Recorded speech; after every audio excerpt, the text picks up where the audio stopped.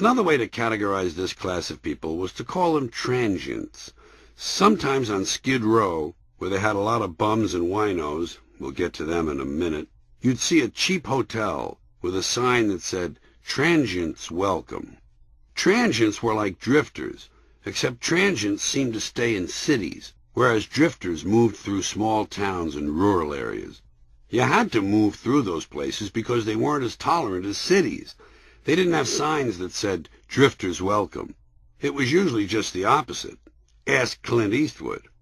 By the way, isn't a hotel that says it welcomes transients a little like a restaurant that says it prefers people with stomachs? Just asking. First cousin to a transient hotel was a flop house, a magnificently descriptive piece of language that has all but disappeared. Just for the record, these days transient hotels are called limited service lodgings. Several cuts above all these places were furnished rooms, these days known by the phrase SROs, short for single-room occupancy. So, staying on track here, we began this section with people who have no place to live, which brings us to today's hot designation, the homeless, also known as street people. When I was a boy, we never heard those words. A dirty, drunk man on the street who wanted money was normally called a bum. Simple word, 3 letters, 1 syllable, bum. And a bum was usually also a wino. You know, a substance abuser. He had a chemical dependency. Little did we know. By the way, it should be pointed out that bum might also have been used to describe the young man your daughter brought home. Many's the bum who didn't pass muster with Dad. I wonder how many of those bums the daughters brought home wound up marrying the tramps the sons brought home. That might explain all those homeless children. But the word homeless is useless. It's messy, it's inaccurate, it's not descriptive. It attempts to cover too many things: poverty, alcoholism, drug addiction, schizophrenia, no place to live, and begging on the street. Homeless should mean only one thing: no home, no place to live. Many of these people who beg on the street actually have places to live. I had one guy tell me he needed money to buy tires for his van. I gave him $1. I considered him both honest and enterprising. The first word I remember for these people was bag ladies. I don't know why men were left out of this. I never heard anyone say bag men. I guess that's because a bag man is a different thing. A bag man is someone who delivers bribes or illegal gambling money.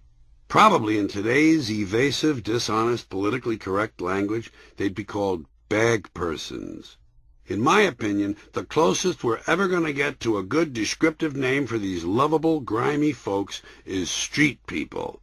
And by the way, isn't it ironic that shopping bags and shopping carts, symbols of plenty, should be the objects most preferred by people who have nothing at all?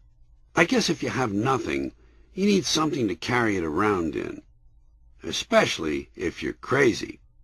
That's what a lot of these street people are, you know. They're crazy. I avoid terms like mentally disturbed and emotionally impaired. You can't let the politically correct language police dictate the way you express yourself. I prefer plain language: crazy, insane, nuts. The whole world is crazy and many of its inhabitants are insane. Or am I just nuts? And for the most part, we humans do enjoy being colorful and creative when describing the condition of someone who's crazy. Here are a couple of descriptions of craziness that I enjoy. One wheel in the sand. Seat back not in the full upright position. Not playing with a full bag of jacks. Doesn't have both feet in the end zone. Lives out where the buses don't run. The cheese fell off his cracker a long time ago. His factory's still open, but it's making something else. Here's an odd one. His squeegee doesn't go all the way to the bottom of the pail. I think you have to have some serious time management problems to be sitting around thinking up stuff like that. But there you are. This next one sounds really good, but I confess I don't quite understand it. He belongs in a cotton box. For some reason it sounds exactly right, though, doesn't it? And if you're going to be irreverent about describing crazy people, you can't get soft when it comes to describing the places we keep them, or used to keep them. In the 1980s, Ronald Reagan decided the best place to keep them was on the streets, which actually makes a lot of sense because the streets are nothing more than a slightly larger open-air asylum anyway. But around the turn of the 19th century, many states had places called institutions for the feeble-minded.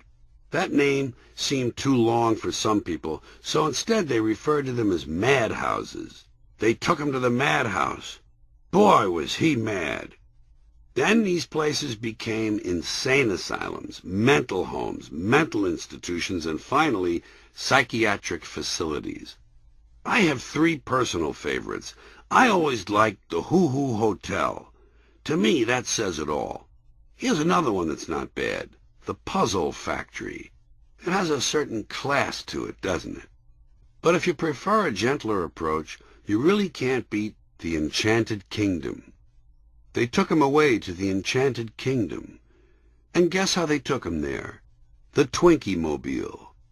Now that's descriptive language. When I see a symphony orchestra, 100 or so people playing some incredibly difficult piece of music in complete and perfect unison, as if they were a single organism, I remind myself that each one of them started the day in a different kitchen. 100 different musicians in 100 different kitchens scattered across the city. And sometimes I find myself wondering how many of them had eggs that morning and how many of them chose cereal. I try to guess whether the percentage of muffin eaters is greater among the strings or the brass section. I ponder whether or not the percussionists drink a lot of coffee, whereas perhaps the piccolo players lean more toward flavored teas. I don't know why these thoughts come to me, but they sure fill the time between scherzos. Catholic kids are stupid. They don't know how to handle a pedophile priest. Here's what you do. First of all, you don't get all scared and do whatever he tells you. Who wants to get sucked off by a 43-year-old clergyman with beard stubble? Not me. Instead, what you do is you kick him in the nuts. You kick him squarely in the nuts and you get the fuck out of there as fast as you can and you go tell somebody right away. You tell as many grown-up people as you can. One of them is bound to believe you. That's what you do. You don't wait 30 years. You kick the priest in the nuts and say, "Fuck you, Father, I don't do that shit. Try Jimmy Fogarty, I heard he blew the choir master." And you're out the door. And don't forget to take your rosary. On second thought, leave the rosary. A lot of good it did you in the first place.